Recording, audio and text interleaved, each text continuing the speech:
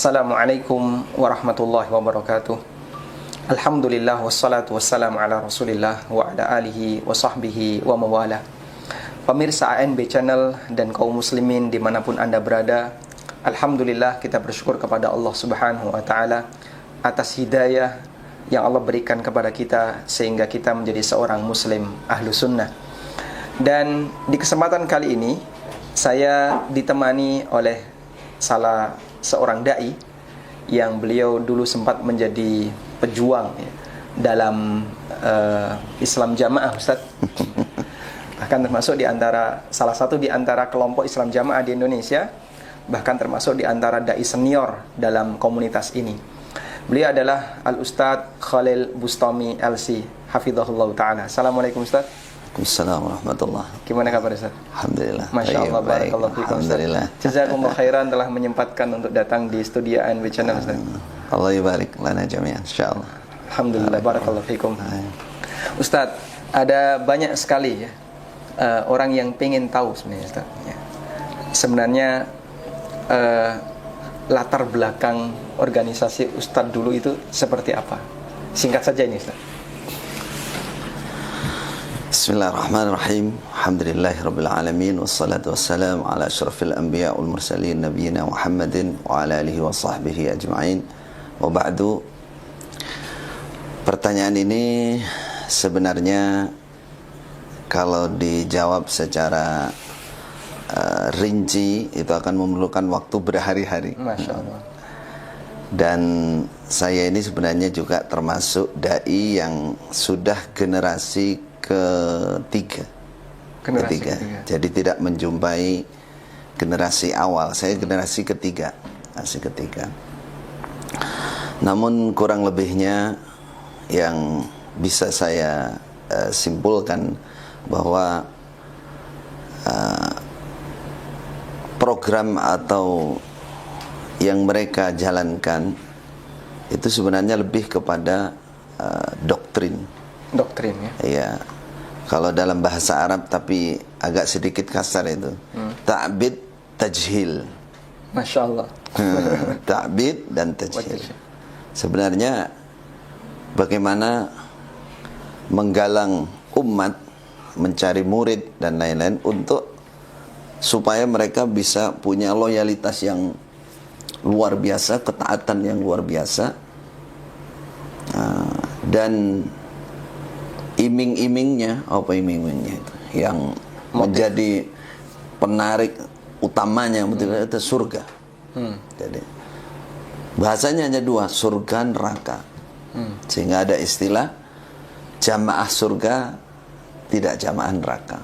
Jamaah surga maksudnya siapa yang jamaah, bergabung di jamaah betul, pasti surga yang tidak neraka. Itu kalimat yang betul-betul tertanam di benak setiap pengikut Islam Jamaah. Sebenarnya daya tarik utama sampai mereka mau bergabung itu apa Ustaz? Dari sisi keilmuan, sebenarnya yang banyak itu karena yang dilihat, yang diajarkan itu betul-betul memang Al-Quran. Jadi kalau ada mushaf Quran memang betul-betul mushaf Quran itu, dan itu yang dimaknai, diterangkan. Kemudian kalau hadis, kutubus sittah, kitab hadis yang kitab hadis yang 6 yang sudah mu'tamad dalam muhaddisin. Jadi itu yang dipakai. Betul-betul lahirnya yang tampak itu seperti itu. Jadi bahasanya itu, ayo kita kembali kepada kemurnian Islam yang berdasarkan Quran hadis. Ini loh secara teori dan praktek. Nah, para pengikut ini umumnya orang-orang awam. Ya muslim tapi awam. Jadi mereka bukan santri, bukan talib al-ilmi, bukan ustadz itu secara umum. Banyak yang istilahnya latar belakangnya itu bukan orang mempelajari ilmu agama. Sehingga ketika dibilang ayo kita kembali kepada Islam yang murni, yang betul-betul seperti Rasulullah dan Sallallahu Alaihi Wasallam dan para sahabat. Inilah dia, inilah kita. Nah, jaminan ini Quran dan hadis betul ini. Nah, terus kalimat itu inilah surga. Ya. Nah, selain dari ini neraka. Kalau kita lihat ya, di masyarakat sebenarnya kan kelompok itu banyak. Iya. Dan yang namanya jamaah itu kan pasti ada amir atau imam ya. Baik. Sebenarnya apa yang membuat mereka itu yakin bahasanya jamaah yang benar itu jamaah saya, sementara jamaah yang lain itu salah, dan amir mereka tidak berhak misalnya. Yang membuat seperti itu apa sih? Pertama, jadi mengkultuskan yang namanya Syekh Al-Ubaidah atau Kiai Al-Ubaidah ini diceritakan tahun 30, yang selalu diceritakan begitu. Tahun 1930 sampai 1940 di Mekah, sekolah di Darul Hadis, belajar kepada Syekh Umar Hamdan Al-Mihrasi untuk kutubus sitahnya, dan yang lain-lain belajarnya kepada Syekh Abu Sama Abdul Zahir, imam dan khatib Masjidil Haram, yaitu pendiri, tasis, muassis sekolah Darul Hadis. Sekolah Darul Hadis. Jadi yang diceritakan, ditanamkan sehingga orang percaya dengan apa yang dibawa ini betul-betul murni. Tadi tampilan pertama betul Quran hadis, kemudian pendirinya lulusan Mekah lah kalau masa sekarang. Berguru di Mekah, terus dikemas lagi bahwa saat itu betul-betul Mekah murni. Nah, saat itu hanya 10 tahun itu. Setelah beliau pulang ini sudah tidak ada kemurnian lagi. Nah, gitu. Tidak ada kemurnian lagi. Jadi kemurnian hanya ada pada saat itu. Berarti yang belajar setelah itu tidak diakui oleh. Tidak diakui. Masya Allah. Tidak diakui. Kalau kita katakan misalkan ya, kita bilang dulu yang belajar dengan Kiai Ubaidah ini kan banyak orang. Pernah saya ungkapkan di awal-awal saya di DNA istilahnya, dinonaktifkan. Kan yang belajar itu gak banyak. Coba sampean pakai akal sehat saja. Coba kembali ke, jangan emosi. Yang belajar dengan Kiai Al-Bait itu bareng bilang kan banyak. Mungkin enggak yang benar menerima ilmu hanya satu orang. Hanya satu orang. Nah, mereka belum bisa terima.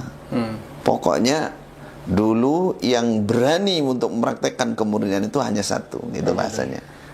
Lainnya nggak berani. Lainnya nggak berani. Ya, hanya pendiri.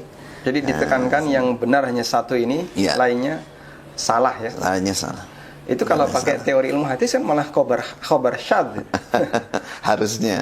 Tapi ya, mereka umumnya kan orang awam. Memang justru belajar mustalah ini ya semenjak saya datang. Pulang dari Mekah 2010 itu mulai belajar mustalah hadis. Itu pun saya di dalam itu harus berjuang untuk meyakinkan mereka supaya mau menerima, mulai belajar tafsir sedikit-sedikit. Jadi kembali ke pembahasan tadi, setelah istilahnya yang ditampilkan itu betul-betul Quran dan hadis, di mana letak penyimpangannya? Karena makna dan keterangan ma'ani itu kembali kepada pemahaman yang mereka miliki, tidak merujuk kepada tafsir maksur, akli, nakli, nggak ada merujuk itu. Umpama merujuk, betul merujuk, itu diambil yang kira-kira sesuai dengan apa yang mereka mau. Walaupun kadang-kadang arti itu dipaksakan. Arti itu, pengertian itu dipaksakan. Nah itu. Ustadz pernah menjumpai ada satu ayat atau apa yang jelas-jelas itu disimpangkan itu? Banyak sekali. Bisa disebutkan satu? Di antaranya kalau ayat andalan itu ya seperti wa'tasimu bihablillah jami'an wa la tafarraqu. Mereka artikan bahwa jami'an itu berjamaah seperti mereka. Jadi menetapi tali Allah, Al-Quran dan Sunnah, jami'an dengan berjamaah. Mereka artikan berimam, berbaiat, bertaat, bahasanya gitu. Jami'an berjamaah, berimam. Jangan berfirqah. Firqah itu adalah perpecahan yang tidak ada imamnya, tidak ada baiatnya, tidak ada taatnya. Nah, sedangkan di Indonesia yang paling pertama adalah kita, mereka. Sejak kepulangan Kiai Ubaidah tahun berapa? 40 sebelum Indonesia ini merdeka sudah sudah dibayat beliau. Jadi ini yang pertama kali. Jadi yang paling doktrin yang paling dalam untuk keabsahan itu mereka katakan inilah yang paling pertama di Indonesia. Masya Allah. Nah, itu kalau kita gunakan pertimbangan undang-undang di Indonesia, ini kan termasuk di antara bentuk pemberontakan ya. Karena mengakui ada pemimpin selain presiden yang sah di negara. Sikap pemerintah sendiri kalau dilihat kelihatannya memberikan toleransi untuk keberadaan kelompok ini. Kalau umumnya yang saya katakan saya kan generasi ketiga dalam Daiman. Mereka membahasakan bahwa bahasanya gini, cara Jawa. Jamaah iki dudu negara. Oh gitu. Bapak imam itu dudu raja. Itu bahasanya gitu. Jamaah ini bukan negara dan memang secara umum pemahaman mereka itu seakan-akan zaman Rasulullah, zaman sahabat dan seterusnya itu bahwa orang menetapi agama itu bentuknya seperti ini gitu. Jadi ngaji Quran, ngaji hadis, kemudian ada imamnya berbayar bertaat kayak gini. Tidak ada kaitannya dengan negara. Mereka katakan begitu sehingga dalam nasihat bulanan yang tertulis itu dalam pembukaan pasti itu ditulis ini urusan agama. Adapun masalah kemasyarakatan, keduniaan dan kemasyarakatan kita sebagai warga negara Republik Indonesia begitu tulisannya. Jadi secara umum mereka tidak ngerti apa itu khilafah. Bahkan yang jadi imam pun wakil-wakilnya mereka nggak ngerti apa itu khilafah. Nggak paham dan nggak punya niatan tujuan ke sana walaupun dalam praktek ya. Betul-betul mereka ditaati sebagai ulil amri bahasanya. Jadi kalau dikatakan ya ayyuhalladzina amanu ati Allah ati Rasul wa ulil amrinya para imam itu. Bukan ulil amri yang berkuasa yang seperti kita pahami umumnya Ahlussunnah wal Jamaah, bukan. Mereka punya arti sendiri. Jadi ayat-ayat itu mereka belokkan sesuai dengan keinginan dan menguatkan apa yang ada pada mereka. Masya Allah. Wa'tasimu bilillah, terus ulil amri mereka hanya mereka yang bergerak jadi ulil amri. Kemudian Ustaz, dari sekian banyak para ulama yang mereka ikuti, pengurus, maksud saya adalah penulis Kutubus Sittah ya. Tentu Kutubus Sittah itu kan punya guru. Baik. Mereka mengakui nggak, misalnya gurunya Bukhari ada Imam Ahmad, ada Abdurrahman bin Mahdi atau yang lainnya? Ya. Baik, yang menjadi masalah itu karena mereka nggak mengenal itu semua. Jadi nggak mengenal usul tafsir, nggak mengenal tafsir, nggak mengenal syarah, tidak mengenal mustalah hadis, nggak mengenal sejarah bagaimana penjelasan, tidak, buta sama sekali, buta. Dan itu mereka katakan bahkan mendekati haram untuk dipelajarkan. Masya Allah. Haram. Jadi belajar tafsir Ibnu Katsir itu haram ya?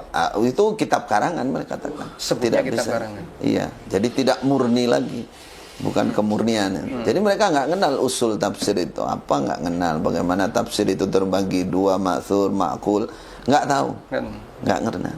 Jadi karena tidak mengenal inilah sehingga mereka nggak membicarakan bagaimana gurunya Bukhari, nggak ada sama sekali. Sama sekali. Atau coba bisa ditegaskan nggak Ustaz? Mereka mengakui 4 mazhab itu?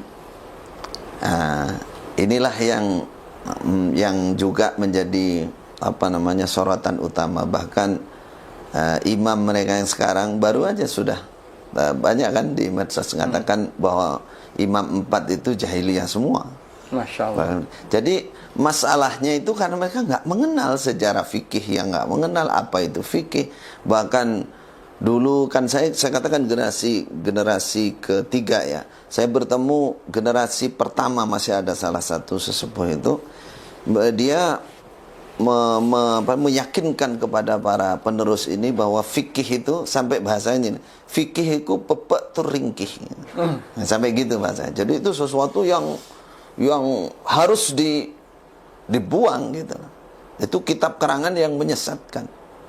Tuh, jadi setelah saya pindah belajar di Mekah, Masya Allah betapa jauhnya saya ini dari keilmuan lah istilahnya. Jadi betul-betul tadi saya judulnya ta'bid dan tajhil. Ta'bid wa tajhil. Tajhil wa tajhil, pembodohan umat memang. Baik. Mudah-mudahan baca. Alhamdulillah. Pemirsa yang dimuliakan Allah Subhanahu wa taala, kita layak bersyukur dengan hidayah yang Allah berikan kepada kita sehingga kita mau mengenal, mau belajar, terbuka ya. Tidak terputus, tidak hanya terbatas pada satu komunitas tertentu, tapi kita juga mengenal penjelasan dari A, B, C dan seterusnya. Dan salah satu di antara sifat mukmin yang dipuji oleh Allah adalah alladzina yastami'unal qawla fayattabi'una ahsana. Dia mendengar pendapat dan dia berusaha untuk mengambil, mengikuti apa yang paling tepat. Dan Ustadz Khalil ini termasuk salah satu di antara dai yang kemudian membuat, boleh saya sebut terobosan baru. Mungkin. Sehingga beliau di DNA istilahnya nonaktifkan. Kalau sekarang sudah bukan nonaktif, itu sekali. Terus ada maklumat 1, 2, 3, habis itu murtad, dimurtadkan. Masya Allah. Dulu turun SP1, SP2. Semacam itulah. Maklumat 1, sekarang sudah dimurtadkan. Sudah murtad. Dan sebenarnya akidah itu masih ada, Ustaz? Pertama yang perlu kita jelaskan bahwa mereka itu tidak mengenal ilmu akidah. Bahkan kata-kata tauhid itu alergi. Kalau kita tanyakan, kenapa Anda ngaji Sahih Bukhari Kitabut Tauhid? Itu mereka bingung jawabnya. Jadi kalau kita menyebut tauhid gitu, kesalahan saya dan teman-teman yang paling besar, yang mereka istilahnya jadikan hujah untuk memurtadkan itu tadi, bahasanya gini, karena Syekh Khalil itu, Ustadz Khalil itu dan kawan-kawan mementingkan tauhid, tidak mementingkan jamaah. Nah, kan, ya. Jadi saya katakan memang tidak ada pelajaran tauhid, tidak ada pelajaran akidah, sehingga mereka tidak mengenal apa itu akidah. Yang harus apalagi bicara akidahnya Ahlussunnah wal Jamaah berbeda, enggak mengenal sama sekali. Karena mereka tidak mengenal apa itu akidah, akhirnya mereka punya akidah sendiri. Punya akidah sendiri, tidak terasa. Perasaan mereka itu ya itulah akidah gitu. Jelas semua yang dia iya, betul. Jadi intinya berjamaah, ada imamnya, berbaiat, ada taatnya, mengikuti kegiatan yang sudah mereka ijtihadi. Masya Allah. Gitu. Ya itulah agama. Itulah agama. Lebih mementingkan tauhid daripada jamaah. Sehingga jadi, mereka berjamaah untuk anti tauhid. Ya, betul. Walaupun tidak ngomong itu dalam prakteknya ya seperti itu. Ya memang gini. Jadi memang karena saya ini berangkat istilahnya dari keluarga, dari keluarga. Dan saya kecil di sana. Dari kecil saya dari usia SMP saya sudah jadi ustadz. Jadi lulus SMP itu saya di pondok pusatnya sana, saya sudah jadi ustadz walaupun bacaannya, bacaan. Jadi setelah itu berapa tahun, 4 tahun saya ke Mekah. Nah, ke Mekah dan tapi ya masih dalam kuasa mereka, nggak bisa kemana-mana karena di Mekah nggak boleh mendengarkan ceramahnya, nasihat yang ada di Masjidil Haram. Masjidil Haram itu hanya boleh sholat, umroh, nggak boleh dengarkan karena itu bahaya, kesesatan. Masya Allah. Kesesatan, dan itu sampai bertahun-tahun. Jadi kembali ke pembahasan tadi, memang tidak dikenalkan akidah, tidak dikenal tauhid. Nah, setelah saya belajar di sana, saya merasa ya Allah ini amanat bagi saya, karena memang saya yang diutus untuk mencari ilmu bahasa mereka dulu untuk menyambungkan sanad. Jadi mertua saya itu adalah kebetulan imam yang kedua. Imam yang kedua. Imam yang anak kedua. Pertama berarti. Anak pertama. Imam yang kedua. Jadi saya diutus, disekolahkan untuk berangkat ke sana untuk mencari sanad, menyambungkan sanad. Yang kedua, berangkat lagi untuk belajar. Untuk belajar. Disitulah saya secara pribadi bersyukur, tapi mudah-mudahan ini juga bermanfaat juga bagi mereka. Segera sadar. Saya bikin semacam terobosan baru, kata Ustaz tadi, memang seperti itu. Cuman istilahnya saya mengikuti irama arus. Karena saya ini keluarga. Secara syar'inya kan memang saya harus bersyukur. Kalau saya kasar, saya baru datang terus langsung dimurtadkan kan nggak etis juga kan.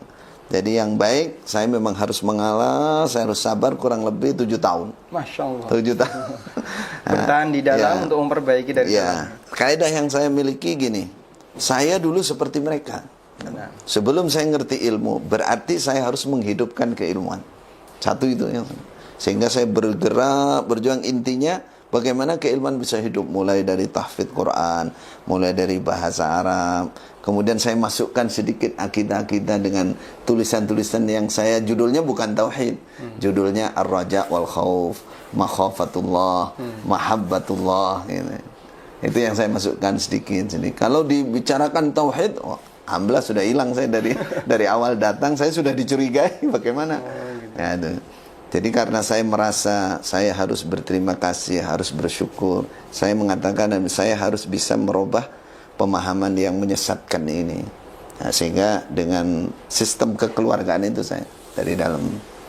Tapi singkat cerita, setelah 7 tahun, apa yang pergerakan sirriyah ini tercium oleh mereka. Di antaranya saya membuat istilahnya generasi, mereka katakan generus ulama. Ada 50, saya ajak hafalan Quran, saya ajari nahwu shorof, saya ajari bahasa Arab. Cuman selama pembinaan saya tidak pernah menjelaskan hal-hal yang mendalam ya, yang sangat sensitif, Ustaz. Jadi kalau bicara nyinggung dikit aja masalah yang bab ini, bab berkaitan tauhid, jamaah dan ini, udah ini mereka katakan ini penyimpangan, ini menyimpang ini. Singkat cerita, 7 tahun itu alhamdulillah ya adalah peningkatan diantaranya. Kalau ngaji Al-Quran kan dulu nggak pakai tafsir sama sekali, nggak pakai. Nah ini saya secara diam-diam walaupun nggak buka langsung ya, kita masukkan tafsir Ibnu Katsir sedikit-sedikit, sehingga teman-teman coba yang seperti tadi ikut kita itu kan ulama-ulama di daerah itu. Karena itu ngaji bersama saya. Dia memahami dengan sendiri. Kejadian yang paling akhirnya ini terbuka itu, di antara murid saya 50 ini 3-4 orang pergi tanpa pamit, pindah ke Pandeglang ke Ustadz Abdullah Rai. Gitu. Itulah yang menjadi bukti pertama. Kekuatan bagi mereka untuk mengeluarkan saya. Itu muridnya seperti itu. Berarti gurunya sama ini. Masya Allah. Gurunya sama. Baik Ustaz, di bagian akhir Ustaz, barangkali Ustaz punya nasihat yang bisa diberikan kepada kaum muslimin secara umum, terutama para jamaah yang masih tergabung, Ustaz. Baik. Secara pribadi saya mengatakan bahwa di bidang keilmuan, waktu itu saya dan teman-teman yang ditokohkan dan mereka sudah istilahnya satu arah. Tapi setelah kejadian ini dibalik oleh mereka, saya dianggap sesat, dianggap menyimpangkan ilmu, berkhianat dan lain-lain. Maka saya mengatakan khusus untuk para pengikut Islam Jamaah bahwa saya datang dari Mekah betul-betul ingin kebaikan untuk mereka semua. Makanya saya bertahan sampai 7 tahun itu karena saya ingin perbaikan dari atas. Kalau bawah itu secara umum kan orang awam, tidak paham apa itu agama. Maka saya katakan Islam itu 5 rukun Islam. Iman itu adalah 6 rukun iman. 6 rukun iman. Jangan diganti hal-hal lain atau ditambah dikurangi. Ini kita nasihatkan kepada pengikut Islam Jamaah yang masih di dalam. Pahamilah dalaminya Islam dengan 5 rukun Islam, iman dengan 6 rukun iman. Kemudian akidah, belajar akidah dan terutama tauhid dengan bermanhaj as-salafus salih.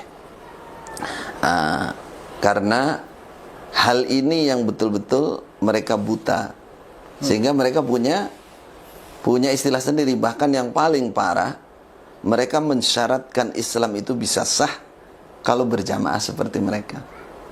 Nah ini kesalahan total, kesalahan betul-betul luar biasa. Mereka tidak ada seorang ulama pun yang menyatakan bahwa Islam akan sah jika berjamaah seperti mereka, itu tidak ada. Kecuali tokoh mereka ya. Iya betul.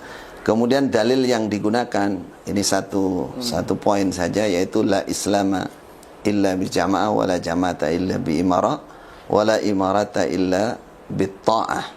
Mereka redaksi dulu zaman saya masih kecil yang ditanamkan bil bai'ah wala bai'ata illa bitta'ah.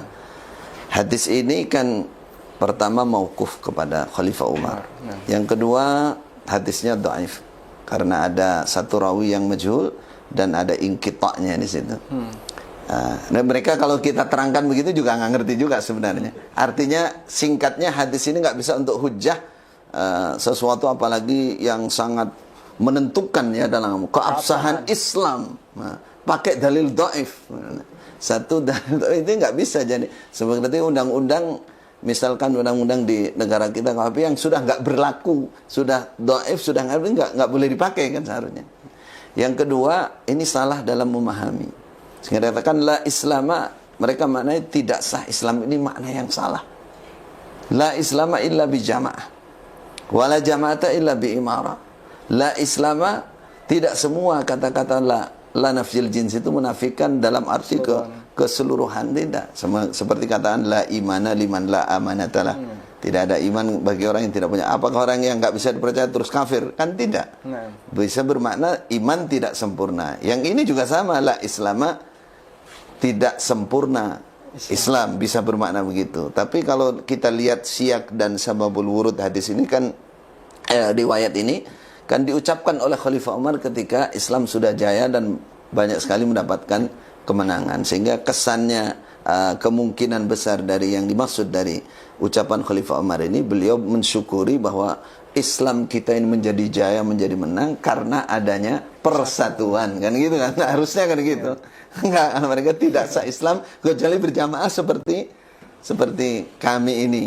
Kemudian wala jama'ata illa bi imarah. Saya mengingatkan kepada teman-teman yang pernah berguru kepada saya, ya, seluruh Indonesia bahkan luar negeri, ya, bahwa makna ini salah. Yang kedua ini lebih parah lagi. Wala jama'ata illa bi imarah. Tidak sah orang berkumpul berjamaah kecuali adanya imarah, amir. Nah, mereka memahami amir ya amir yang ada pada mereka. Maka kita katakan coba buka hati, buka pikiran, kembali ke akal sehat. Kita katakan yang bersabda ini siapa yang mengatakan? Kan Khalifah Umar. Berarti adalah keamiran seperti Khalifah Umar. Pastinya kan begitu. Bukan keamiran seperti yang mereka maksud. Gitu. Bukan keamiran golongan. Siapa Khalifah Umar? Khalifah, penguasa, ulil amr, punya wilayah, punya pemerintahan dan seterusnya. Nah, sedangkan keamiran yang kan tersembunyi. Bahkan itu bitonah yang paling harus dirahasiakan. Mereka istilah bitonah yang harus dirahasiakan, nggak boleh diungkap.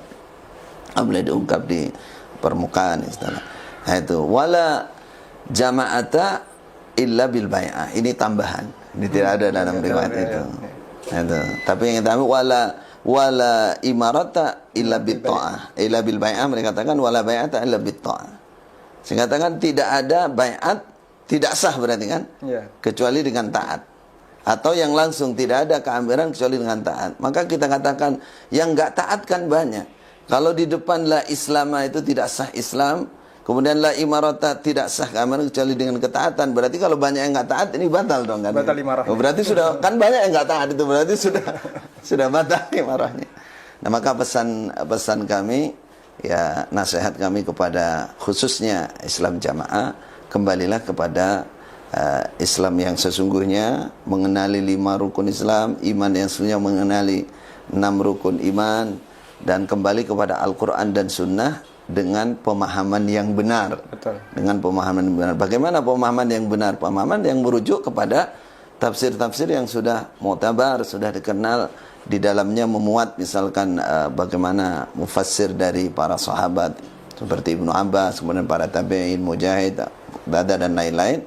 Itu kembali mereka harus kembali ke sana. Tanpa itu nggak akan ada jalannya. Betul sekali. Kemudian untuk umat Islam secara umum, ya, kami tetap berpesan bahwa Islam jamaah itu bagian dari umat Islam yang ada di Indonesia. Mereka bukan orang kafir. Kita tidak menghukumi mereka kafir. Berarti selama mereka menjadi ikhwan kita, saudara muslim, maka tolong mereka juga dikasihani, diwelasi cara Jawa, untuk diarahkan. Mungkin ini menyesuaikan dengan daerahnya masing-masing. Kalau Madura keras, kalau Sulawesi mungkin lain. Jadi intinya kita posisikan mereka tetap sebagai saudara muslim, dan niat kita adalah nasihat. Nasihat. Jadi karena umumnya mereka itu orang awam, di bawah itu hanya ikut aja. Karena bahaya tadi Quran, hadis, memang betul ayat, memang betul hadis, walaupun maknanya nggak jelas, nggak karuan ini. Jadi mereka melihatnya, dan mereka ingin surga bener. Kalau bicara mukhlis lillah, semangatnya luar biasa. Jadi saya katakan itu bagi umat Islam yang lain kasihan mereka. Memang lebih kasihan lagi kalau mereka kalau kita nggak peduli dengan mereka, karena ini di samping mereka berbahaya bagi mereka sendiri, juga berbahaya bagi umat Islam yang lain. Karena akidah yang paling mereka pertahankan sampai sekarang itu takfir, mengkafirkan semua orang di luar mereka. Ini kan bahaya. Walaupun mereka punya program budi luhur, bitona, tapi kalau mereka sudah punya kesempatan, punya kekuasaan, punya itu berbahaya. Dan untuk saat ini mereka belum punya, tapi ucapan kekerasan itu terucap. Halal darahnya, halal. Seperti saya ini, wah udah halal. Walaupun mereka nggak bergerak. Sebenarnya paradigma baru yang mengatakan kalau mereka sudah bukan takfiri itu gimana? Wah, itu mereka tutupi aja. Sampai mereka tetap aja. Masya Allah. Mereka bitonah, mereka punya bitonah, dan bitonah itu adalah bagian dari perjuangan jihad. Bitonah sendiri itu apa sih? Bitonah kalau mereka? Istri mereka, kalau istilah mereka itu menyimpan rahasia. Bitonah itu rahasia. Bitonah itu rahasia. Bitonah itu bahasa yang tidak dikenal di mana-mana. Itu bahasa khusus. Sebenarnya kalau di Syiah mirip itu dengan taqiyah sama. Oh, di sana istilahnya bitonah. Bitonah. Masya Allah. Jazakumullah khairan. Semoga ini memberikan manfaat bagi kaum muslimin secara umum, dan terutama bagi kaum muslimin yang tergabung dalam anggota Islam Jamaah. Kita berharap mereka juga mendengar, ya. Baik, terima kasih para pemirsa yang dimuliakan Allah, dan semoga Allah Subhanahu wa taala memberikan kita hidayah untuk selalu istiqomah di atas kebenaran. Wassallallahu ala nabiyyina Muhammadin wa ala alihi wa sahbihi wasallam. Wa akhiru da'wana alhamdulillahi rabbil alamin. Subhanakallahumma wa bihamdika asyhadu an la ilaha illa anta astaghfiruka wa atubu ilaik. Wassalamualaikum warahmatullahi wabarakatuh.